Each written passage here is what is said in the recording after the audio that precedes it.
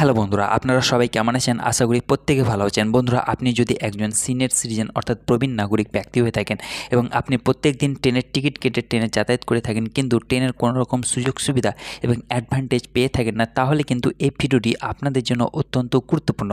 কারণ ভারতীয় রেলওয়ে প্রত্যেক সিনিয়র সিটিজেন ব্যক্তিদের ট্রেনের যাতায়াত আরামদায়ক এবং সুবিধাজনক করার জন্য বিভিন্ন রকমের সুযোগ সুবিধা এবং অ্যাডভান্টেজ প্রদান করে থাকে।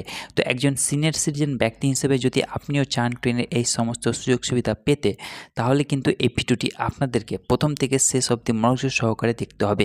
কারণ আজকের এই ভিডিওটিতে আমি সেই সমস্ত সুযোগ সুবিধার কথাগুলি বিস্তারিতভাবে আলোচনা করব। তো আপনাদের রিকোয়েস্ট করব ভিডিওটি স্কিপ না করে প্রথম থেকে শেষ অবধি মনোযোগ সহকারে দেখার, আর আমার এই WB ইনফো ইউটিউব চ্যানেলটিকে সাবস্ক্রাইব করে পাশে থাকার। কারণ আপনার একটি মূল্যবান সাবস্ক্রাইব এই চ্যানেলটির জন্য অত্যন্ত গুরুত্বপূর্ণ।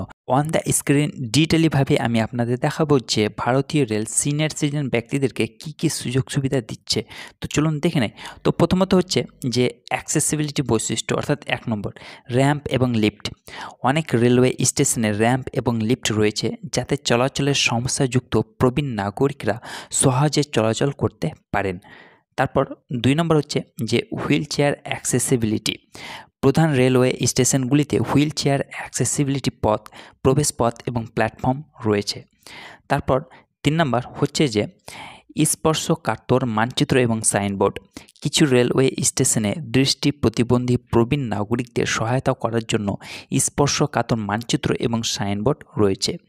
তারপর হচ্ছে যে সহায়তা পরিষেবা। 1 নম্বর হুইল চেয়ার সহায়তা। রেলওয়ে কর্মীরা প্রবীণ নাগরিক এবং প্রতিবন্ধী যাত্রীদের হুইল চেয়ার সহায়তা প্রদান করে থাকেন। তারপর 2 নম্বর হচ্ছে যে এসকর্ট। স্টেশনে এসকর্ট। ভারতীয় রেলওয়ে প্রধান স্টেশনগুলিতে প্রবীণ নাগরিকদের সহায়তা করার জন্য এসকর্ট পরিষেবা প্রদান করে থাকে।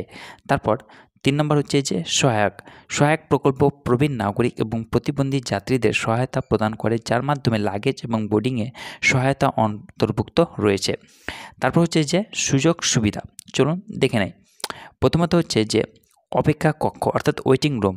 রেলওয়ে স্টেশনগুলিতে আরামদায়ক বসার ব্যবস্থা এবং ফ্যান, লাইট এবং পানীয় জলের মতো সুবিধা সহ ওয়েটিং রুমের ব্যবস্থা রয়েছে।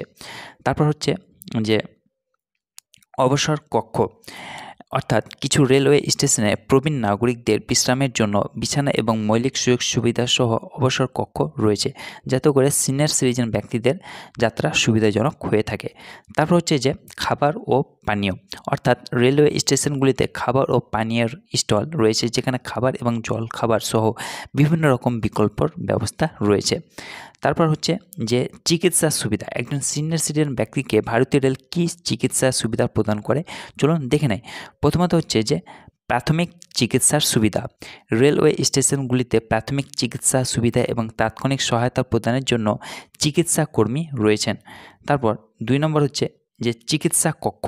কিছু রেলওয়ে স্টেশনে প্রাথমিক চিকিৎসা সরঞ্জাম এবং সুযোগ সুবিধা সহ চিকিৎসার কক্ষ রয়েছে। তারপর হচ্ছে যে অন্যান্য সুযোগ সুবিধা। চলুন দেখে নেই। 1 নম্বর হচ্ছে যে আলাদা কাউন্টার। কিছু রেলওয়ে স্টেশনে প্রবীণ নাগরিকদের টিকিট বুক করার এবং জিজ্ঞাসা করার জন্য আলাদা কাউন্টার রয়েছে। তারপর হচ্ছে 2 নম্বর যে ব্যাটারি চালিত যানবাহন। কিছু রেলওয়ে স্টেশনে প্রবীণ নাগরিক এবং প্রতিবন্ধী যাত্রীদের স্টেশন প্রাঙ্গণের মধ্যে পরিবহনের জন্য ব্যাটারি চালিত যানবাহন সরবরাহ করা হয়ে থাকে।